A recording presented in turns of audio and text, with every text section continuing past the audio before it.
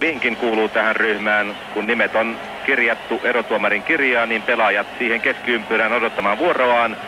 Ja tässähän edetään siihen malliin, että todella 5 nimettyä pelaajaa suorittaa jokainen potkunsa. Ja ellei siinä aikana ratkaisua synny suuntaan eikä toiseen, niin sitten jatketaan, kunnes tarvittava ero saadaan, eli jompikumpi onnistuu ja toinen epäonnistuu. Florin Brunea marssii maaliin. Stefan Schwarz ei pääse näitä rangaistuspotkuja laukomaan.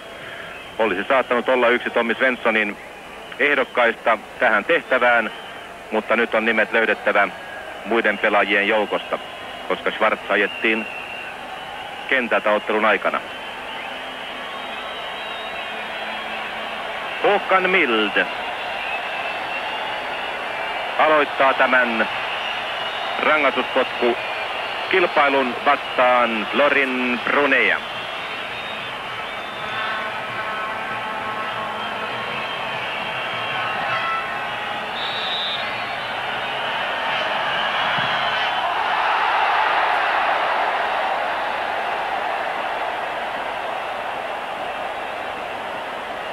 Håkan Mild täräyttää pallon yli Romanian maalin. Tämä alkaa ihan niin kuin Meksiko-Bulgaria. Silloinkin ensimmäinen rangaistuspotkun ampuja Meksikon Garcia Aspe vetäisi taivaan tuuliin. Samoin tekee Håkan Mild tässä tilanteessa.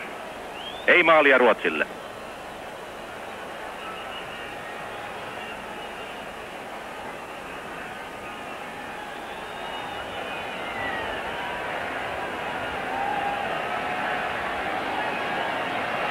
Sen jälkeen Ravellin tiukka hetki.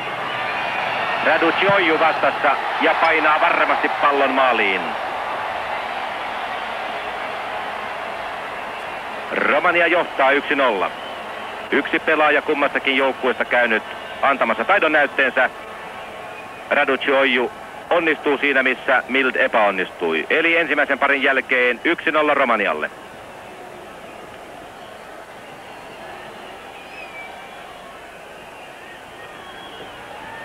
Sen jälkeen jälleen Ruotsin vuoro.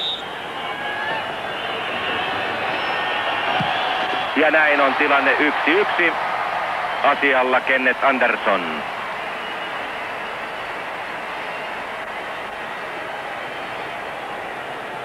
Varma sijoitus ohi Brunean. Ja 1-1.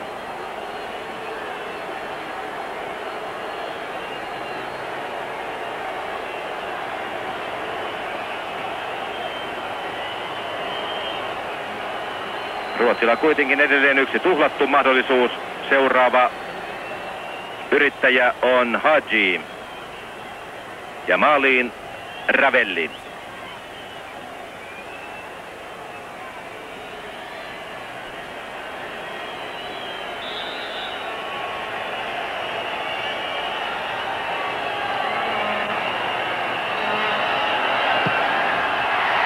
Varma sijoitus. Romania johtaa 2-1.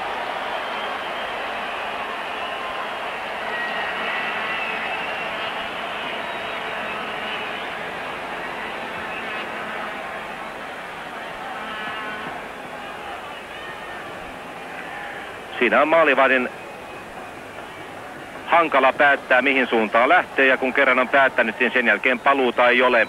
Ja näin oli Hajilla aika helppo tehtävä sijoittaa pallo maaliin. Brolin.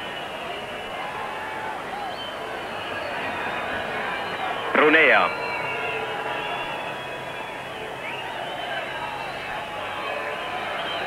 Ja tarkkaa työtä tekee Tuomas Brolin. Ja viehelytyskonsertti on aika mahtava tällä hetkellä. Lyhyt vauhti ja varma sijoitus maaliin. 2-2.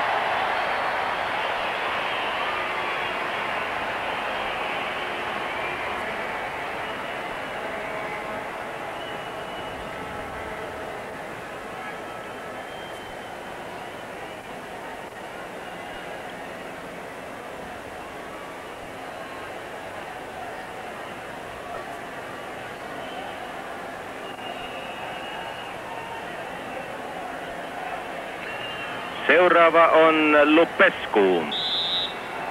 Edelleen Romania on onnistunut kaikilla kerroilla ja Lupescukin onnistuu. 3-2. Edelleen Ruotsilla siis rasitteena Mildin epäonnistuminen. Romanian kaikki pelaajat ovat tehneet todella tarkkaa varmaa työtä. Ravelli on tehnyt ratkaisunsa aina ensin ja sijoittunut hyvin maalissaan, lähtenyt aina kuitenkin väärään suuntaan. Ja nyt tulee sitten Ruotsin pelaajista seuraavana Ingesson. Hän on Ruotsin 4. pelaaja tässä raassa kilpailussa. Pakko onnistua, muuten tilanne on lähes toivoton.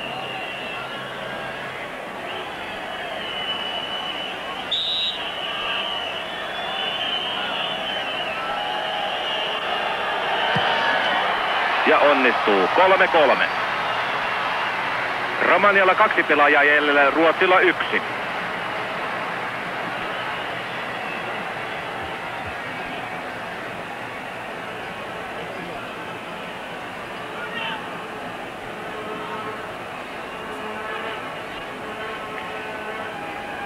Ja Romanialla puhdas rivi tällä hetkellä, kun vuoroon tulee Petrescu. Onko nyt Ravellin hetki nousta sankarin osaan? On! 3-3 säilyy. Ja nyt ollaan siinäkin suhteessa tasatilanteessa, että molemmilla on nyt 1 tuhrittu rankkari. Tällä kertaa Ravelli aavisti aivan oikean suunnan ja torjuu Petrescun rangaistuspotkun. Viimeinen pari uunista ulos, ensin Ruotsi.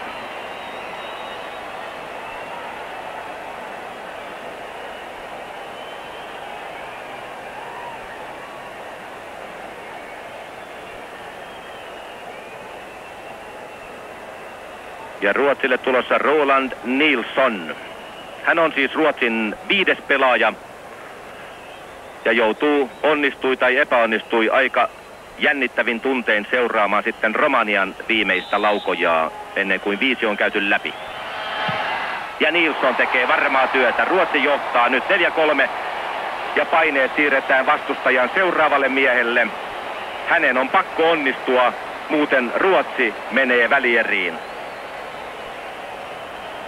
Jos Romanian seuraava pelaaja onnistuu, niin sen jälkeen jatketaan ja katsotaan, kunnes saadaan toinen onnistumaan, toinen epäonnistumaan.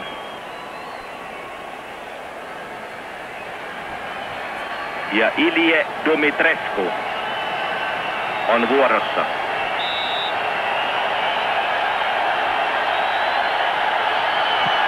Ja pamauttaa varman maalin. 4-4. Vai mitä siellä Philip Don näyttää? Näyttää, että Ravelli turhaan siinä keskustelee erotuomarin kanssa. Näin Dumitrescu harhauttaa Ravellin ja 4-4 tilanteessa ollaan. Joten tämä piina jatkuu. Lisää ratkaisijoita tarvitaan.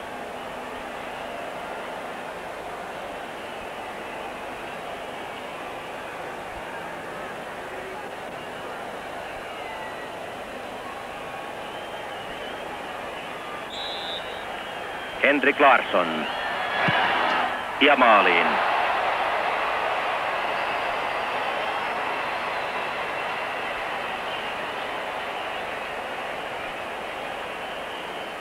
On siinä seuraavalla miehellä taas tiukka paikka, kun tietää vastustajan onnistuneen. Erittäin tarkka, hyvä sijoitus Henrik Larssonilta ohi Brunean.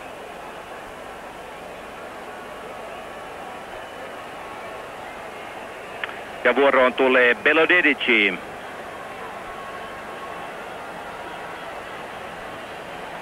Ja tämä on nyt sitä todellista äkkikuolemaa. Hänenkin pitää nyt onnistua, muuten Ruotsi on vienyt välieräpaikan.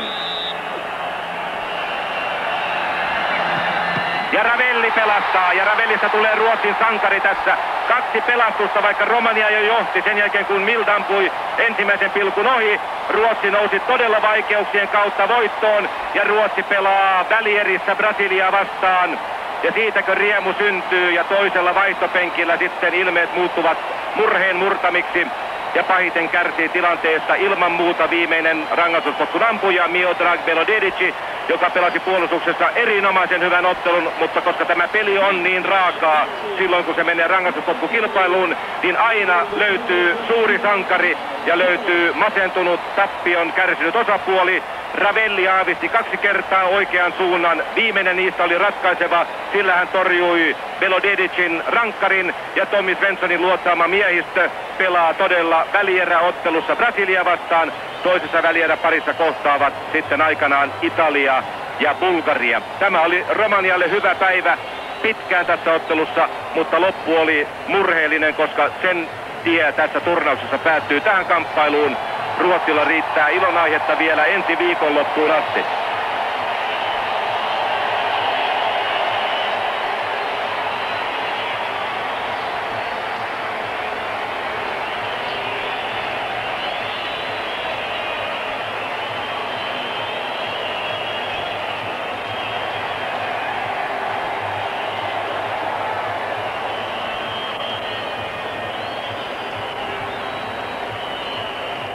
Ladies and gentlemen, this is our final